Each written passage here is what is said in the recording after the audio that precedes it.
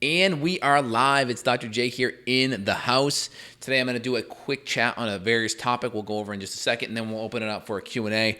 Today's going to be the top 6 causes of gut inflammation. What are the root causes of why your gut's inflamed?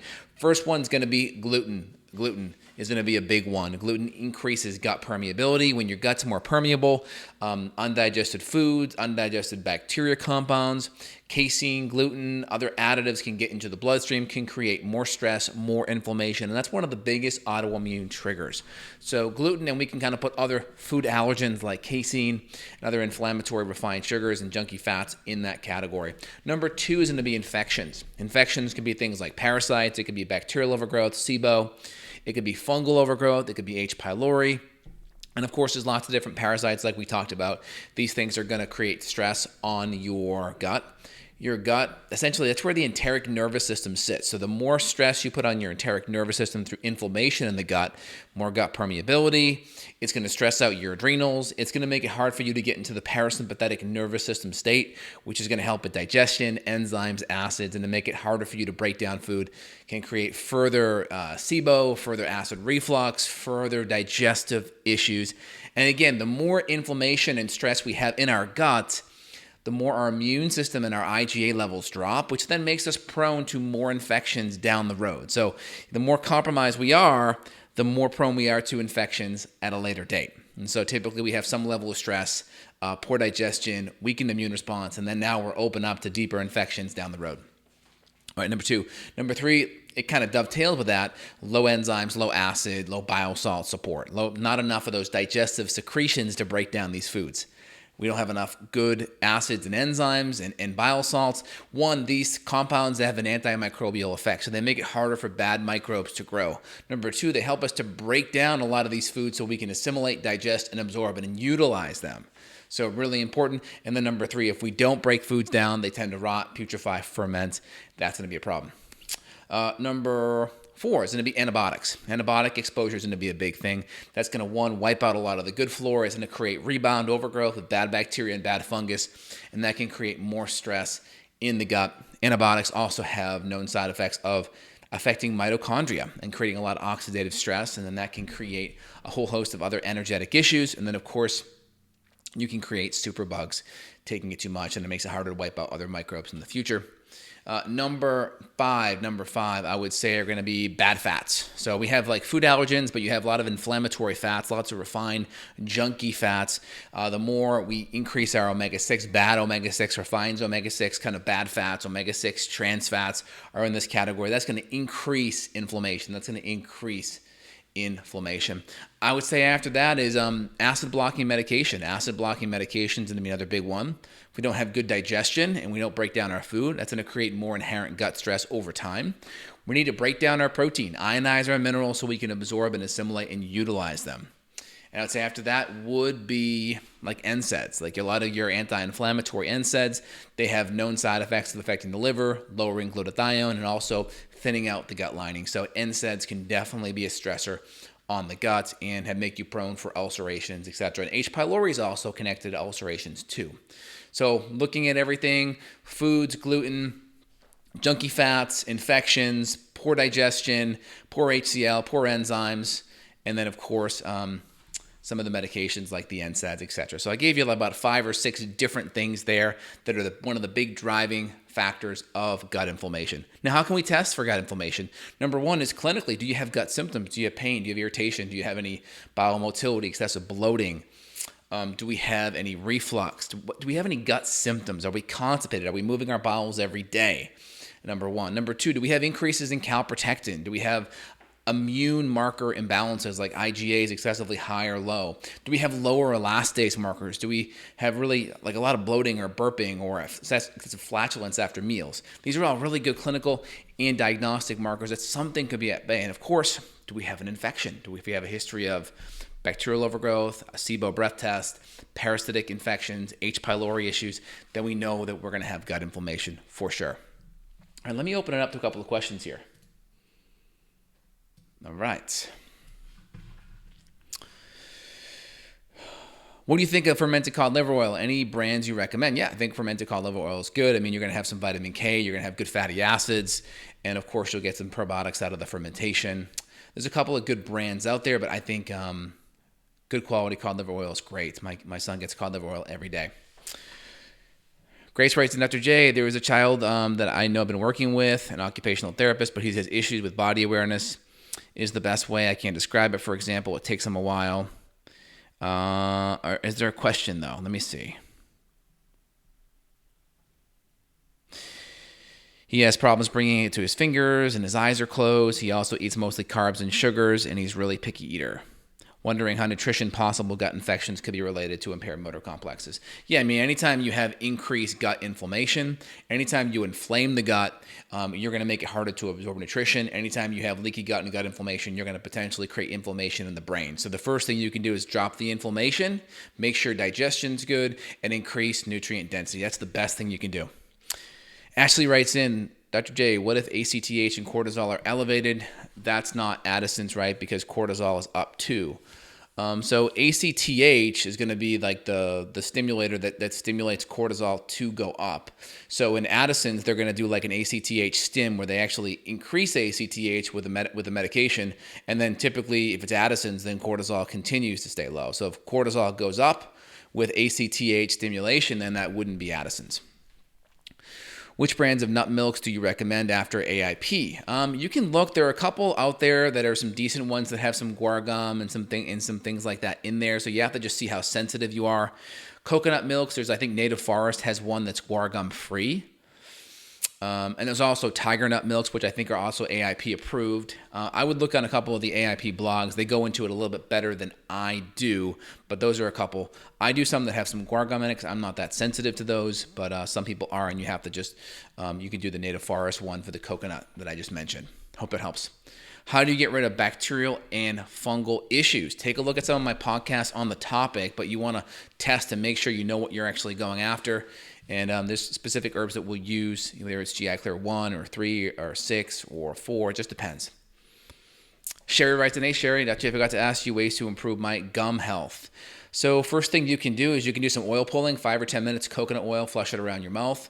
Number 2, there's a good toothpaste out there that I use called Revitin. I like Revitin because it actually has K2 and it has CoQ10. And there's some data on CoQ10 topically for the gums, helping to reduce inflammation. So I like the Revitin toothpaste. That's really good. There's also some toothpaste that have the Lactobacillus salivarius in there, which is a really good probiotic for the mouth, which is great. Delty writes in, how often do you find your patients are overworked and should not be doing strenuous exercise? I'd say some for sure.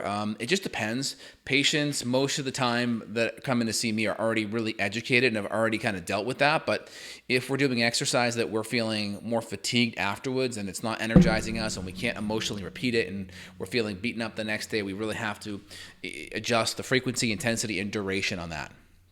Lucinda writes in, what can I do to stop any outbreaks of cold sores this winter? Keep your immune system strong. So I did a good article on what to do when you get sick, part 1, part 2. Take a look at that. Anything with cold sores, increasing vitamin C, increasing lysine, reishi mushroom, colloidal silver, higher dose vitamin A. These are all really, really good options. All right. Oh, yeah, and Grace, your question, put it all in one text next time. You spread it out. It's harder for me to go through it. Keep it all in one if possible. Best preparation concerning nutrition and supplements before a stool test.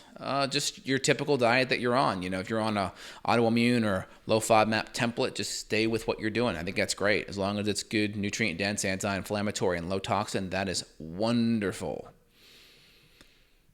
Marcia writes in, could you tell me best supplements to take for acid reflux with having histamine intolerance? Very nervous case I react. I would do just HCl and enzymes. Just work on breaking down the food, see how much that helps. Sometimes just not digesting food can really create a lot of problems. Excellent. Hello, I'm with my boss, Wanda. She wants to know what's the best thing to take naturally to lower blood pressure. In general, the easiest thing for lowering blood pressure is going to be magnesium and or potentially potassium as well. But in general, diet-wise, you've got to lower inflammation. So all of a kind of a paleo template that lowers inflammation. And then, of course, getting the carbs under control because high amounts of insulin causes increased fluid retention, which increases blood pressure. So decrease insulin, paleo, template, lower carbohydrate, and then you can increase magnesium and potassium. That helps a lot. What kind of bars do you recommend? They seem to all contain rice flour. There's a couple of bars that I've been doing recently from Costco that are like a granola bar, but they're basically almond, coconut, and pecan. And they're sweetened with a tiny bit of honey and maple syrup. That's a nice bar because it's just really, really clean. 4 or 5 ingredients and no grains at all. I like that one. You can look at some of the Primal Kitchen bars, some of the Bulletproof bars. There's some decent ones. What do you think of natto? Do you eat it? I typically don't do a lot of soy, but natto is a fermented version, and it's going to have a lot less of the goitrogens and the estrogens that may increase estrogen levels. So it's fermented, so it's a little bit more better nutrition. Kelly writes, did experience itching after taking Sacroflora. Should I stop the probiotic? It could be a die-off. If it's significant, then you can always come off it, follow a supplement holiday protocol, and add it back in slowly. That'd be the easiest, best thing. Tisha writes in, do you work with kids that have gut issues? All the time. Great question, Tisha. Stephanie writes in, how does the removal of gallbladder affect, if at all, digestive health? Big time. So what happens is the gallbladder is gone, so now the common hepatic bile duct, the duct from the liver that went to the gallbladder, that duct essentially becomes the gallbladder. And it doesn't have the ability to concentrate bile, so it just kind of drips. And so you don't have a punctuated release of bile when fat comes in. So normal physiology is you eat fat, your body makes this hormone called cholecystokinin that stimulates the gallbladder to contract. You have about 15 to 20 times more concentration of bile in the gallbladder, so that contraction then releases all of it specifically when that fat's there.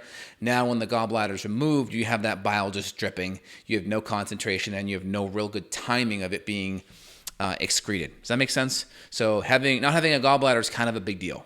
So you really want to be on bile support for the rest of your life. Can Candida die-off cause elevated cortisol, elevated ACTH, temporarily distress on your body? Yeah, any type of physical, chemical, or emotional stressor can definitely increase ACTH. Of course, it's going to have to be more acute, but definitely. Riley writes in, what happens on a biological level when you have an autoimmune disease and can't tolerate eggs, dairy, and even other multiple reintroduction versus somebody without autoimmune disease? Well, number one, it's going to create immune stress, and that immune stress, that inflammation may, one, increase gut permeability, and then when the gut's more permeable, you're going to have more immune stress and potential more autoimmune antibodies because your immune system is seeing a lot of these foods. It's freaking out. It can make antibodies that could potentially attack other tissue. So you just got to be careful. If you have an autoimmune issue, I know, Riley, with your past, I know you do have some, so you got to be careful because that could create more gut permeability, and that could set you up for a flare of the autoimmune condition you have and or others down the road. So you got to be really careful with that. You're welcome, Kelly. Adam writes in, based on low FODMAP for 3 weeks, started Xifaxan Sunday and taking oregano oil and olive leaf and berberine. Any other suggestions for SIBO and hiatal hernia? So you got to make sure it's not just SIBO. You have to follow the 6 R's. I don't see that you're dialing in the adrenals. A lot of people with a lot of gut stress can have problems with inflammation and energy, and the adrenals may need to be looked at as well. Also, I always follow the 6 R's. So we're removing the bad foods, remove. The second R is replacing enzymes and acids, repairing the gut lining and or the hormones. So that third R needs to be addressed. Fourth R is removing the infections, but you got to make sure it's not just SIBO. It could be other things. Fifth R, repopulate, reinoculate. 6 R, retest. Got to go in that order for optimal success. Hope that helps. Riley, you're welcome. Matt writes in, what are your thoughts on fulvic acid as supplements for energy? Do you use it in practice? Fulvic acid or fulvic minerals are great. Some can really help bind up biotoxins like mold toxins, mycotoxins. So I think it can be helpful. I use it in some of my binder products to help with die-off. Is serrapeptidase good for gut infections? I mean, it'll help with biofilms, but it's not necessarily going to help to kill an infection, but it would help with some of the biofilms, which are like the protective shields that are used by a lot of this not so good bacteria. So it can really help with knocking down the biofilms, which then can make your other herbals that you're using actually more effective. So that may allow the herbals that you're using to kill and wipe out the bacteria better, which is great. All right, excellent. Any last questions, y'all, before I jump on to my next call here? Let me know. Excellent. Great questions today. Really appreciate it all. Let me check Facebook here. I think we're good up here. All right, guys, today was a phenomenal chat. Really appreciate it. I'll be back on Friday. I think today's Wednesday, so 2 more days. I may sneak in another session before. Put your comments down below. If you're enjoying this, thumbs up, subscribe, hit the like button. Let me know your experience and feedback with any of the topics we talked about, anything that resonates. Would love to know. All right, y'all, you guys have a phenomenal day. You guys take care. Bye.